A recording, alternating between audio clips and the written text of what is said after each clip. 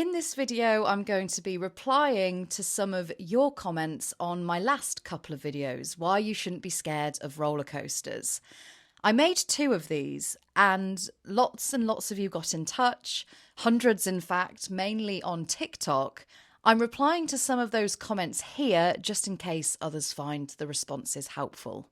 Now, quite a few of you mentioned restraints unlocking mid-ride, or not locking properly until partway through the ride.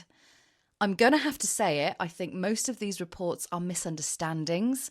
They're far more likely to be misinterpretations of normal ride behaviour than actual faults. Most modern roller coaster and general ride harnesses use either ratcheting mechanisms or hydraulic systems, both of which can tighten during a ride but not loosen. To show you how this works, here's a rudimentary diagram of how a ratchet-style restraint works. These restraints click into place and allow movement in only one direction, and that's tighter. A locking pin sits inside the grooves of a kind of notched cylinder.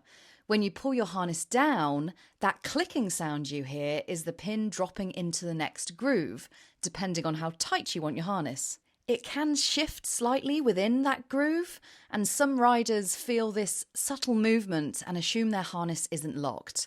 But a little bit of give is completely normal. When you go down a drop, hit speed or airtime, the pin can click into a deeper groove, but crucially it can't move back up because the grooves are shaped to prevent reverse movement. As for hydraulic restraints like those used on the Swarm or Hyperia, they use pistons filled with pressurized fluid to hold the harness in place. When you pull your restraint down, it pushes a piston into a sealed chamber, compressing the fluid and locking everything firmly. Once that fluid is compressed and the piston is locked in place, it can't move back up because there's nowhere for the fluid to go. The system is sealed. Also, restraints are designed with redundant safety systems, meaning there are multiple locking components and safety valves inside each harness.